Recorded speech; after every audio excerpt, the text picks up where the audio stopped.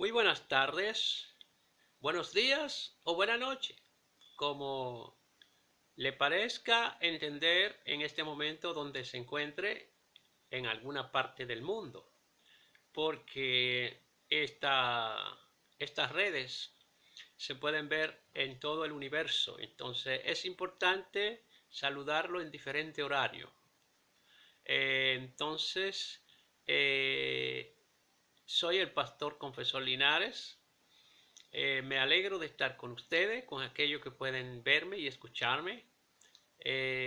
Y estoy subiendo una serie de estudios bíblicos y teológicos para orientación de los hermanos y amigos que nos ven, que nos pueden escuchar a través de estas redes sociales que son tan importantes, son una bendición de Dios, que podemos comunicarnos con el mundo en vivo y a través de todas estas redes que pueden las personas tener en sus celulares, en su móvil, en su carro, manejando su carro, trabajando y haciendo sus quehaceres, y pueden verlo y escucharlo en momentos real. Qué bueno que Dios es tan maravilloso de darnos esta importante herramienta de poder comunicarnos al mundo. Así que soy, repito, el pastor Confesor Linares. Soy ministro de las Asambleas de Dios. Vivo en Nueva York y quiero en esta ocasión hablarle de, de algo muy importante. La gente ha tenido, después del pecado, ha tenido unos elementos que se han añadido al ser humano, la cual Dios no creó al hombre con estos elementos.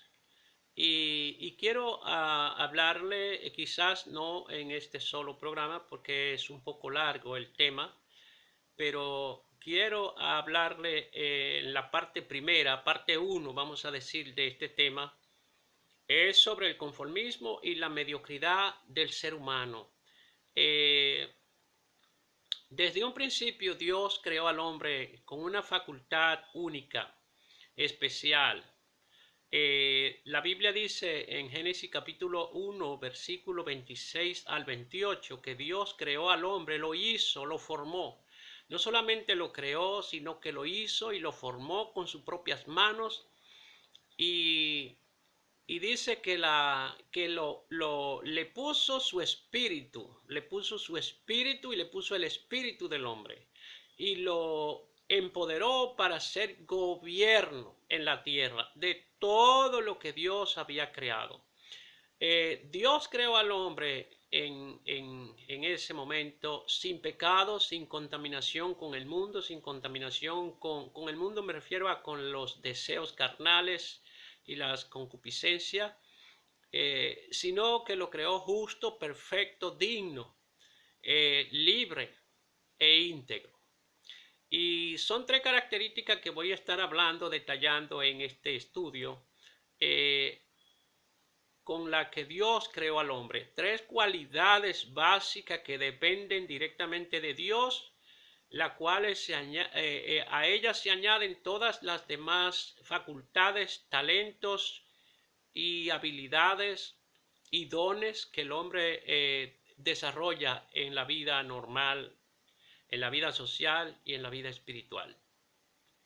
El tema principal voy a hablarle de el conformismo y la mediocridad, y también cómo actúa el conformismo en los seres humanos, en los individuos, y también de dónde viene este conformismo, de dónde viene, no viene de Dios.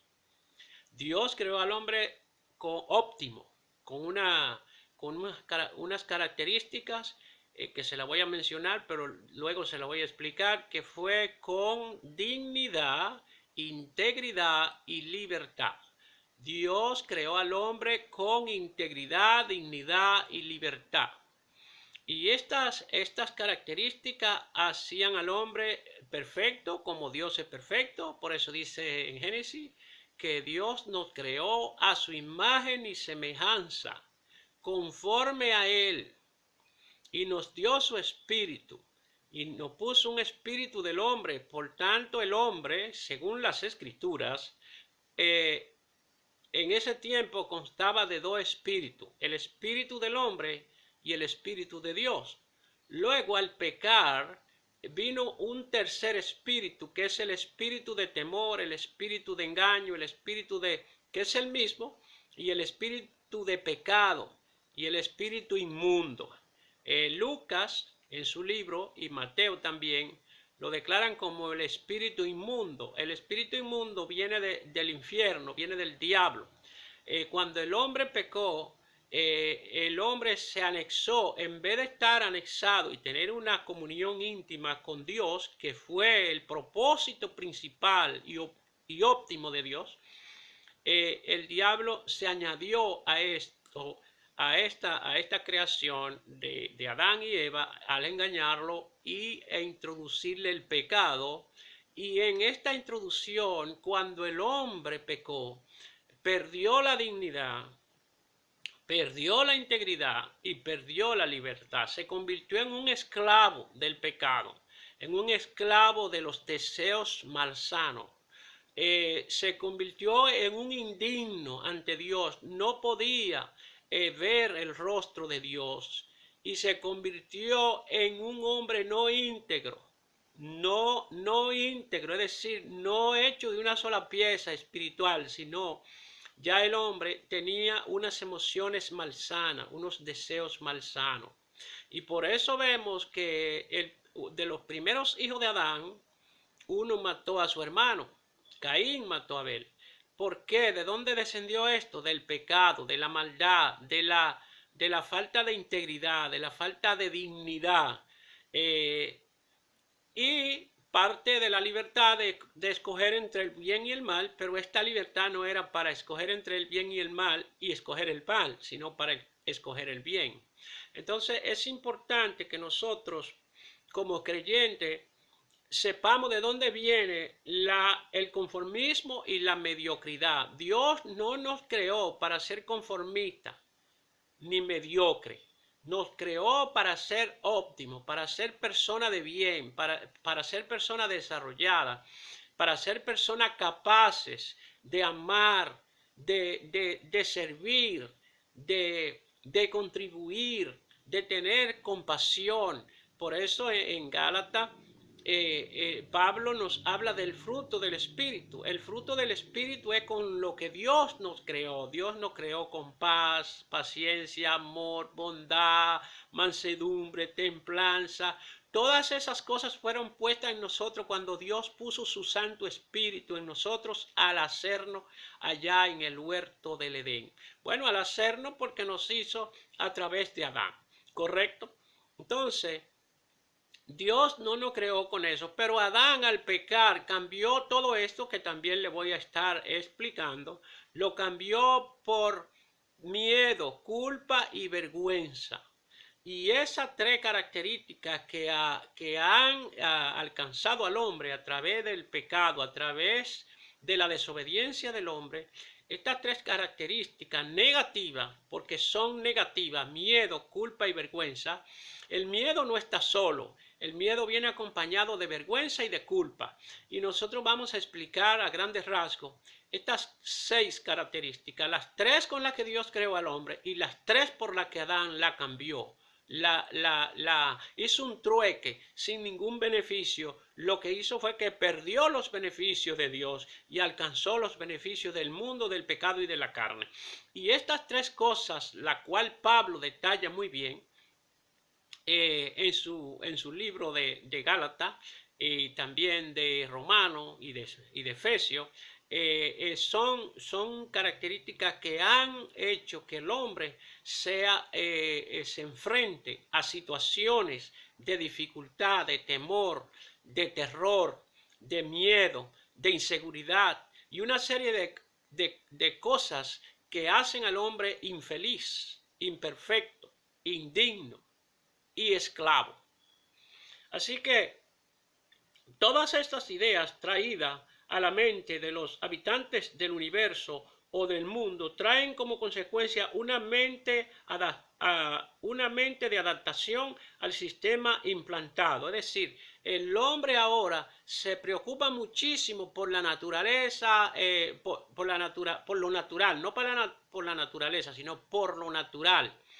Y Pablo habla de un hombre natural allá en 1 Corintios capítulo 2. Pablo habla de un hombre natural, un hombre carnal y un hombre espiritual. Es decir, el hombre se ha convertido, así como tiene ahora tres espíritus, el espíritu de Dios, el espíritu del hombre y el espíritu inmundo, tiene tres características que ayudan a esos espíritus en el cuerpo, como son el hombre natural. El hombre natural está combinado con el espíritu del hombre. El hombre espiritual está conectado con el espíritu de Dios que fue puesto en el hombre. Y el hombre carnal está integrado o asociado con el hombre carnal.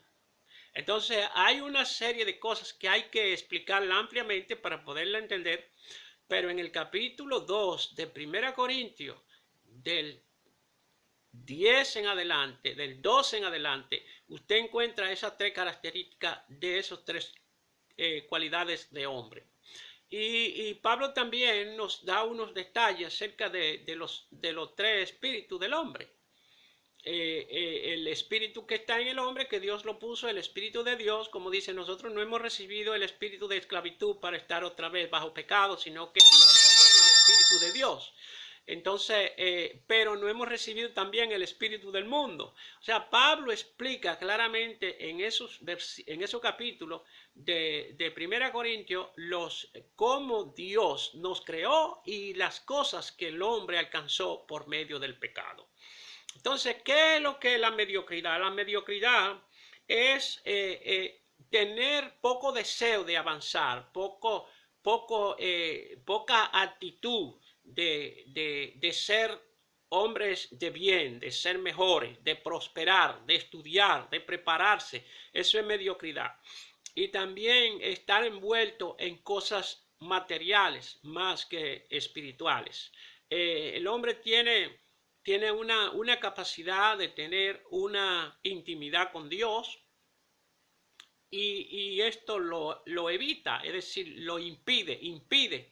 Las cosas naturales del hombre, las cosas carnales y las cosas del mundo impiden que el hombre se acerque a Dios de una manera natural, de una manera como Dios lo estableció. Pero esto no viene del hombre, esto viene del pecado, y aunque el hombre pecó y fue voluntariamente que pecó, pero hubo un elemento que intervino en esto, que es el diablo, Satanás, es el padre de mentira y el padre del engaño, el padre del robo y el padre de la muerte. Satanás, dice Cristo, que solo vino para matar, robar y destruir. Y al hablar de robar, le robó al hombre las características principales con las que Dios lo creó, lo hizo y lo formó. Es decir, que nosotros tenemos que ser diferentes, porque Dios nos hizo diferentes.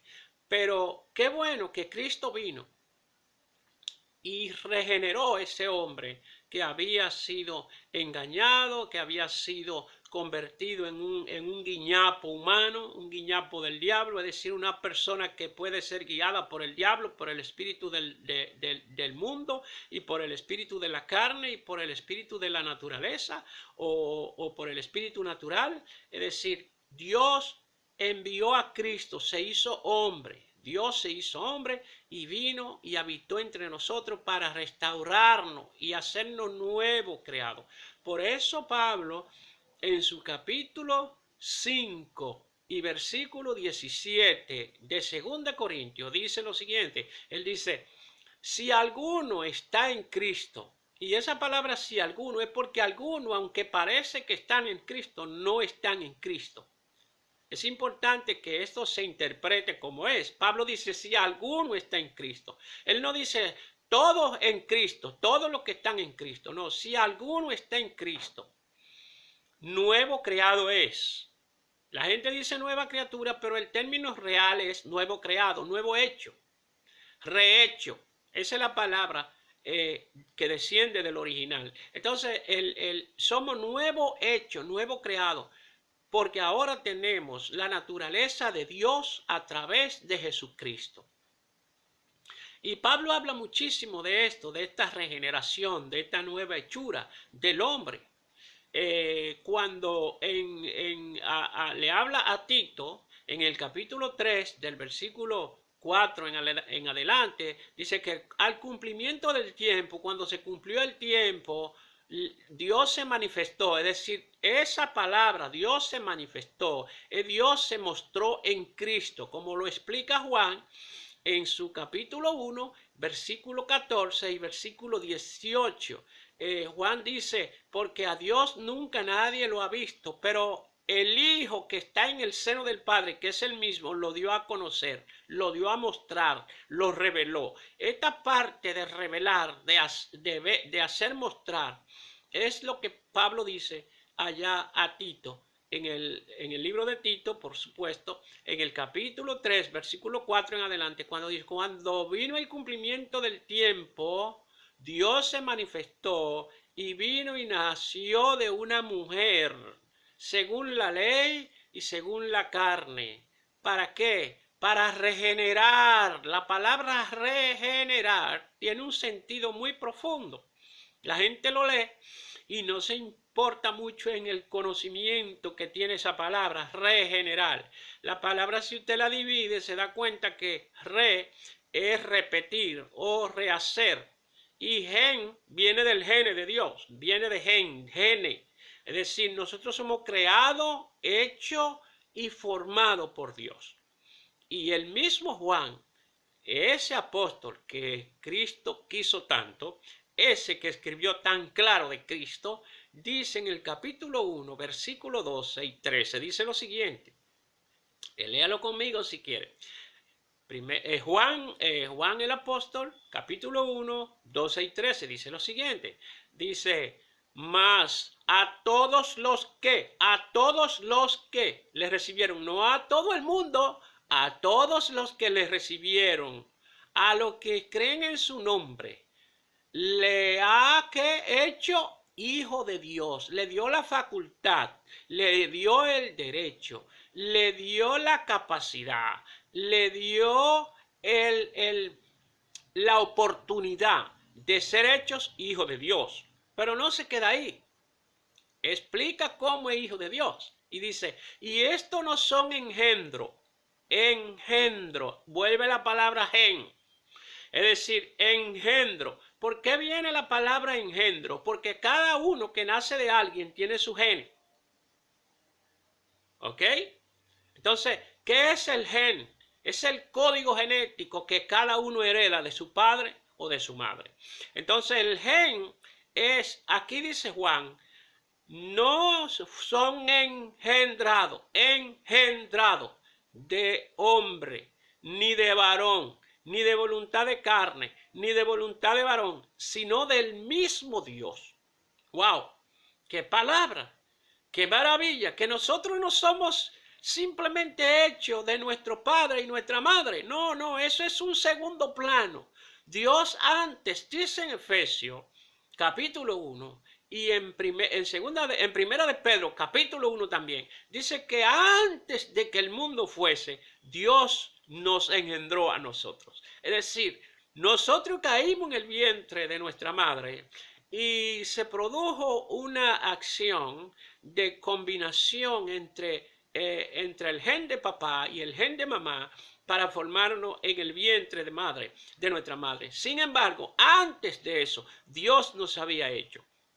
Y el rey David dice de esta forma, en el vientre de mi madre, tus ojos vieron mi embrión. Es decir, tú estabas ahí cuando yo fui creado por mis padres. Tú fuiste el que me creaste. Tú fuiste el que me hiciste. Y el mismo Dios dice que nosotros somos sus hijos. Aleluya. Y tenemos tres categorías. Esto puede ser muy amplio y voy a tener que darlo no sé en cuántas partes, pero es muy amplio y muy profundo. Cuando el rey David dice que vieron que sus ojos, que Dios vio el embrión.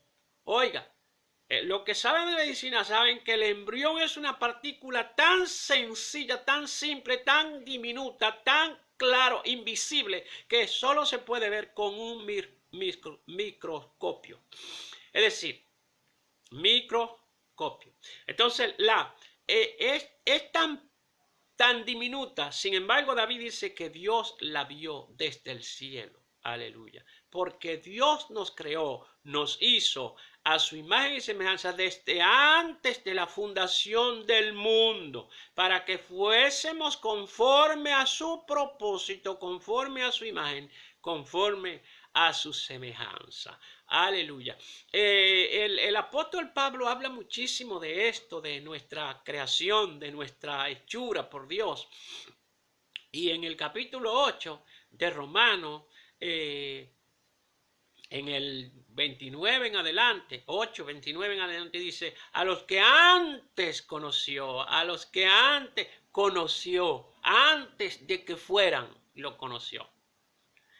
A eso llamó, a eso predestinó, lo predestinó no para que fueran salvos todo el tiempo, sino para que creyeran en él y fueran hechos conforme a la imagen de su Hijo. Es decir, porque hay una doctrina, y todos sabemos, de la predestinación, pero esto no se refiere a esa predestinación, sino fuimos predestinados, es decir, alcanzados antes para que pasásemos a ser hechura de Dios y conforme a esa voluntad de Dios que Él nos hizo para eso, para que fuésemos conforme a su voluntad y conforme a la alabanza de su gloria. Fuimos hechos para la alabanza de su gloria.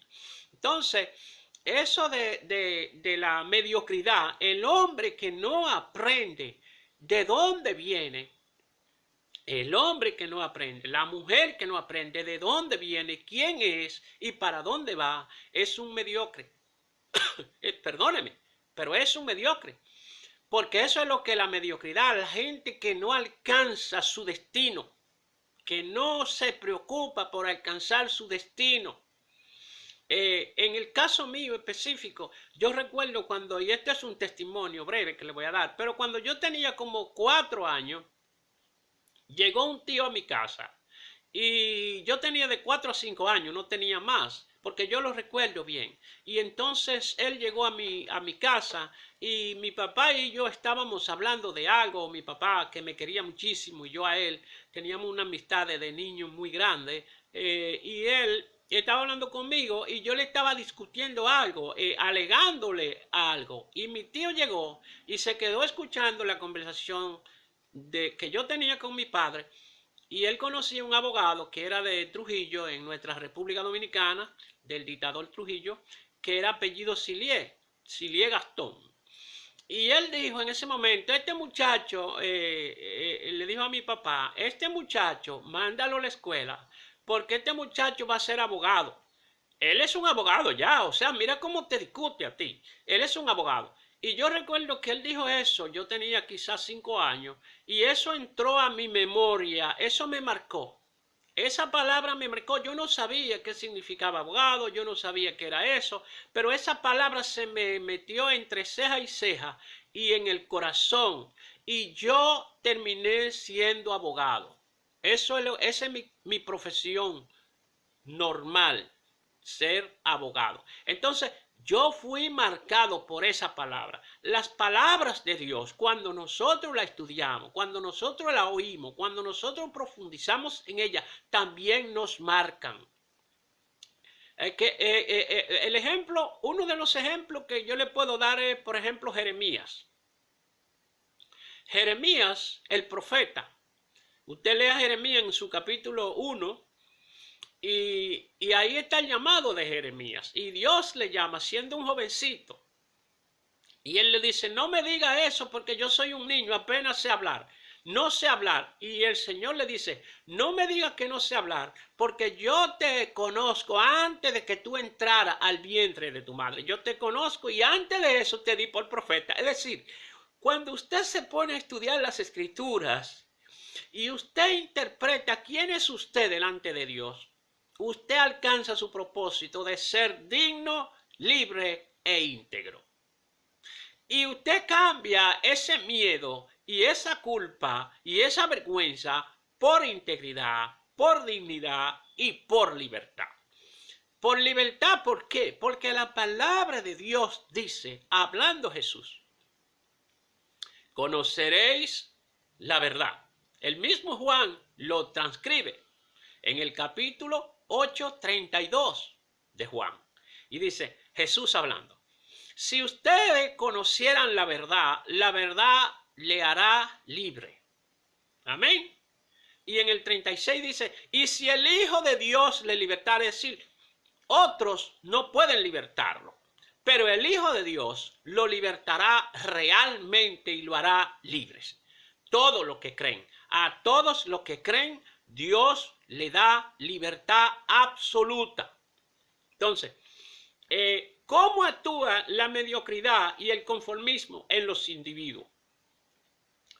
Lo primero es una indecisión, la indecisión de accionar ante cualquier situación, ante cualquier reto de la vida. Es decir, usted lo mandan a la escuela cuando está niño, usted se pasa los primeros cursos y llega a octavo, y ya en octavo ya usted tiene indecisión de si va a la high school o al bachillerato, que tanto en los países como el nuestro se le llama bachillerato a los 4 años, primero, segundo y tercero de bachillerato, pero aquí se le llama high school. Pero cuando la gente termina el octavo curso, es que pasa a esos cursos del bachillerato, pero usted tiene indecisión de si va, no, yo me voy a quedar en McDonald's trabajando por $250 a la semana y eso ya me arregla mi vida. Eso es indecisión.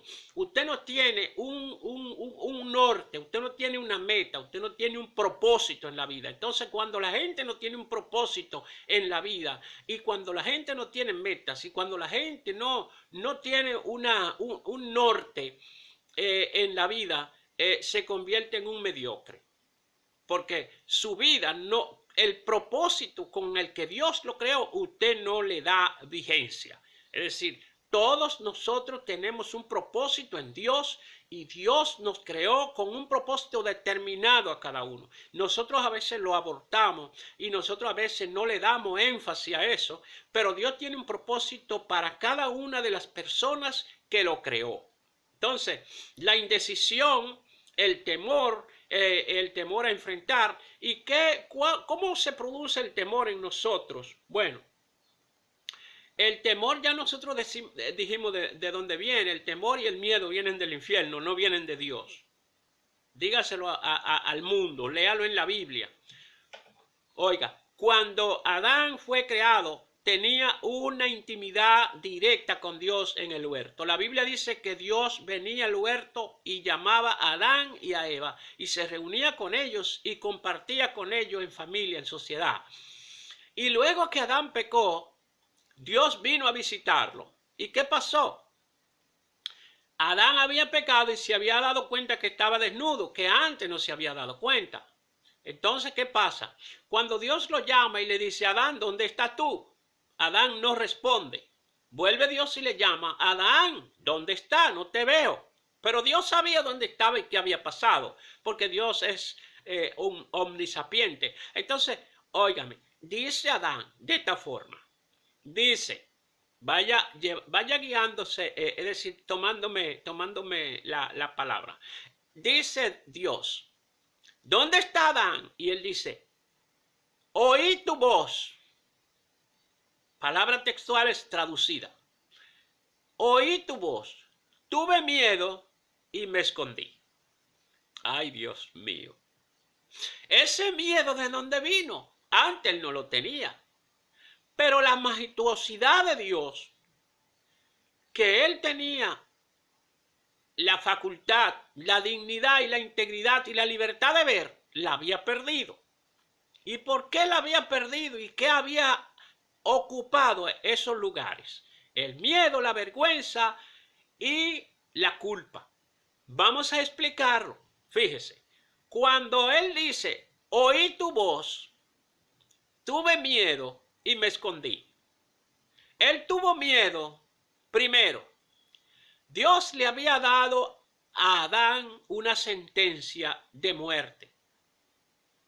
Le dijo, no coma del árbol de la vida, porque el día que coma de ese árbol, ciertamente morirá. Dios le dio la oportunidad de que comiera de todo lo que había Dios creado, pero ese árbol, como para ver su fidelidad y su obediencia, le dijo, no coma de ese árbol.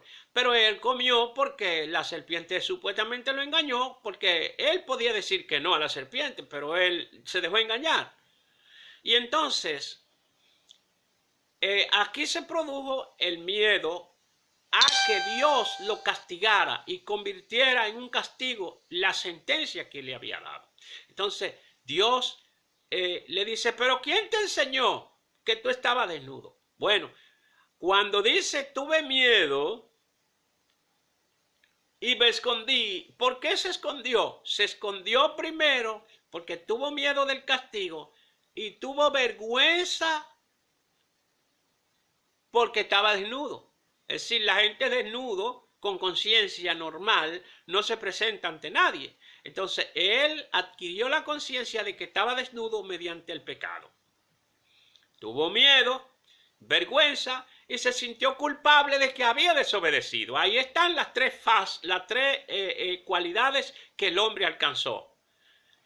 Sintió miedo al castigo que recibiría. Sintió vergüenza porque se había dado cuenta que estaba desnudo y se sintió culpable y por eso salió corriendo. Esas cualidades paralizan al ser humano y lo convierten de una persona triunfadora, de una persona con victoria, de una persona victoriosa, de una persona con propósito definido, determinado, de una persona con meta, a una persona sin propósito.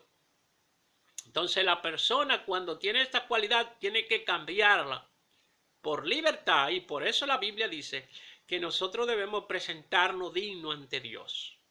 Nosotros debemos ser libres, totalmente libres, por medio del conocimiento de Dios y de la palabra. Así que todo esto da acorde con que eso es lo que produce en el hombre los cambios que Adán recibió por la dignidad, la integridad y la libertad que lo cambió por miedo, culpa y vergüenza. Nosotros vamos a seguir este tema en otra ocasión y le vamos a llamar